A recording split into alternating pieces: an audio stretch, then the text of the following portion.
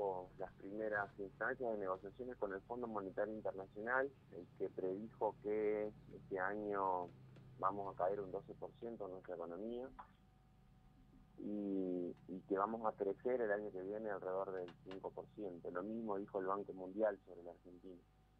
Con la necesidad que tiene la Argentina de comenzar a crecer y demás, es como que un 5% termina siendo poco. Claro, de hecho están hablando de crecer, ¿eh? Por más bajo que sea el porcentaje, inclusive ya decir esto en este contexto es un poco arriesgado, ¿no? Sí, el tema es que no sabemos cuándo se va a poder volver a las instancias de normalidad, ¿no? La pandemia ha hecho estragos en el mundo entero, pero en la Argentina se siente más porque la gestión que se recibió en diciembre de 2019 fue desastrosa en todos los niveles, en todas las variables, y obviamente a eso sumarle una situación de pandemia donde la economía no se puede comenzar a reconstruir, la verdad que genera muchas dificultades en el proceso de la gestión. Igualmente hay algunos indicadores que tienden a sostener un poco la actividad, como lo hablábamos en semanas anteriores, que es el tema de la construcción y demás, pero hay otras variables que no son muy alentadoras. Acá lo preocupante es el incesante asedio devaluatorio que están generando los sectores de la clase dominante sobre el gobierno nacional, ¿no? Con el tema del condado con liqui, el dólar blue, ayer estuvo ya prácticamente en 170 pesos, y están generando despacito un golpe de mercado que sinceramente preocupa, porque una instancia devaluatoria en la Argentina sería catastrófica en términos de los niveles de pobreza que tenemos en la actualidad. La devaluación siempre es una transferencia de recursos desde los sectores populares al poder concentrado de la economía. Y por ahí muchos sectores de nuestra población no dimensionan la gravedad que podría llegar a tener esto. Igualmente desde el Banco Central, si bien se han tomado algunas medidas para paliar esto, a lo largo del año, si uno mira la película completa, se han cometido muchos errores. Me refiero a la gestión de Miguel Pese al frente del Banco Central, en términos de que se ha sido muy complaciente con estos sectores que forman parte de la clase dominante y que permanentemente están hostigando el equilibrio macroeconómico de la Argentina.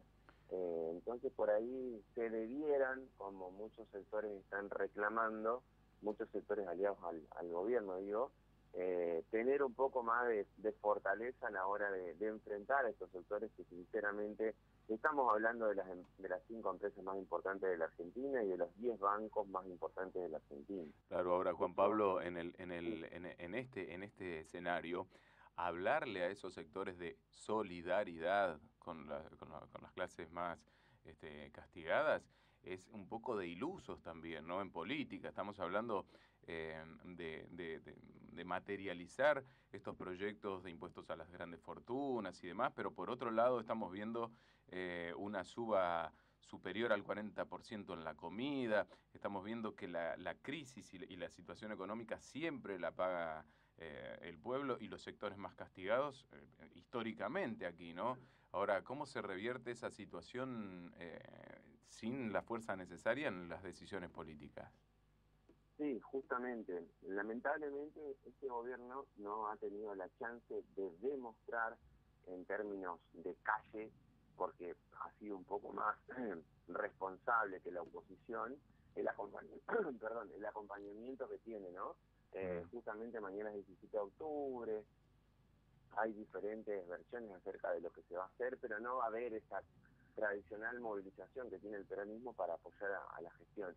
Y para enfrentar al poder económico necesitas muchísima fortaleza, que de hecho no la hemos tenido, no se ha tenido esa fortaleza a lo largo de esta gestión. Se han intentado hacer cosas, pero muy livianamente, y ellos están marcando agenda política permanentemente. De hecho, que el expresidente Mauricio Macri haya salido esta semana nuevamente a hacer declaraciones con un nivel de impunidad absoluto, mintiendo descaradamente en cuanto a cómo dejó la situación del país, sin repreguntas de Joaquín Morales Solá, que fue el periodista que lo entrevistó y demás, marca cierta debilidad que tiene nuestro proyecto político en relación a, a cómo va sorteando todas las dificultades. Digamos, Macri no tendría que salir, no, si hubiera ciertos niveles de conciencia en nuestra sociedad, deberíamos exponer la Argentina que dejó Cambiemos el 10 de diciembre de 2019,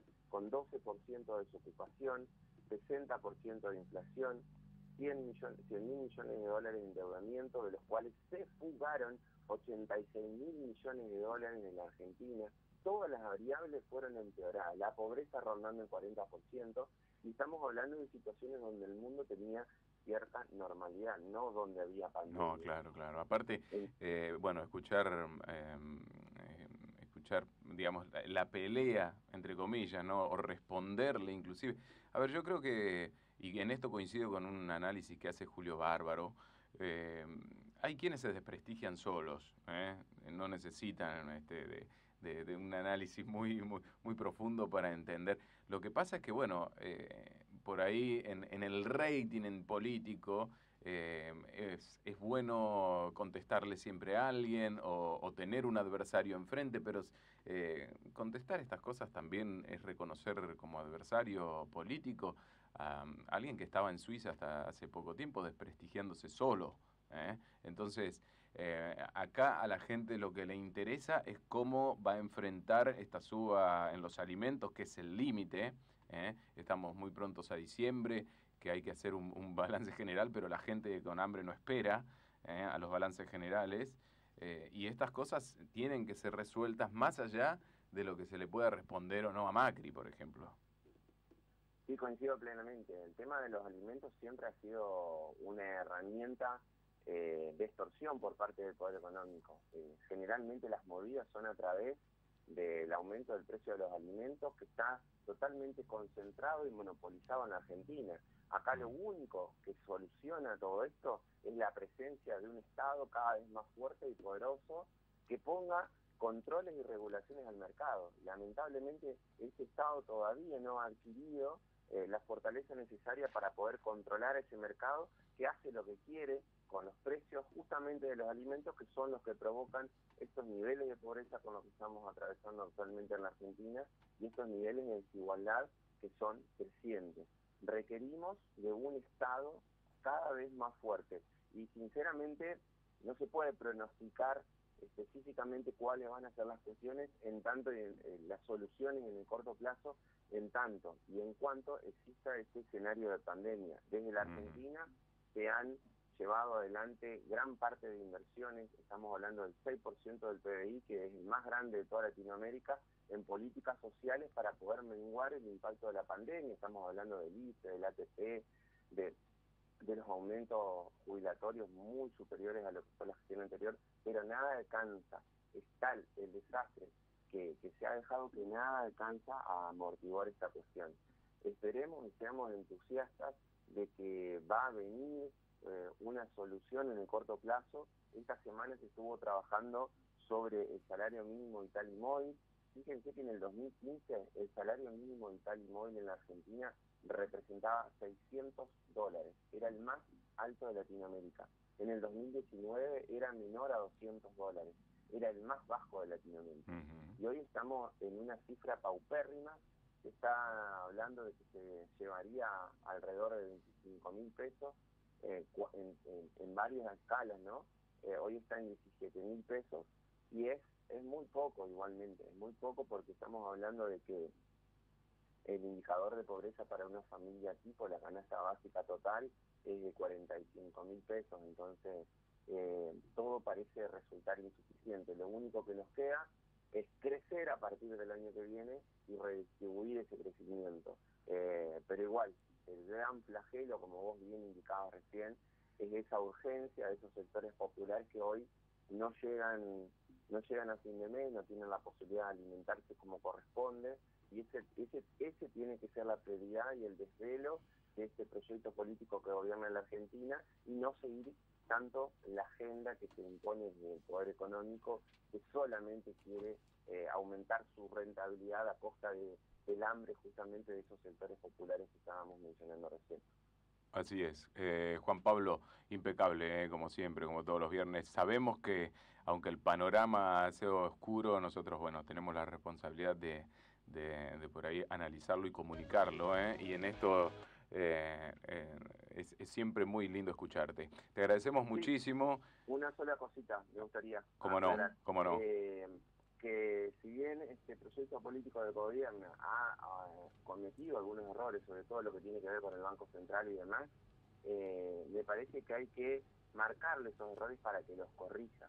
Pero tengamos en cuenta que el proyecto político de opción que tiene la Argentina a esa alternativa es el que dejó a la Argentina destruida en diciembre de 2019. Entonces, por ahí hay que ser un poco cuidadosos cuando generamos las críticas, cuando marcamos algunos errores, en términos de desestabilización me refiero, porque hay que tener en cuenta cuáles son los modelos económicos y siempre cuál es el contexto que nos rodea, digamos. Las cosas no vienen así nomás solamente por medida, sino que siempre hay un contexto que tiene injerencias sobre la realidad. Sin duda, sin duda. Muy buen fin de semana. Juan Pablo. El contador Juan Pablo Enríquez, entonces, en la columna de análisis económico y político también, ¿eh? Esto no está desligado de ninguna manera.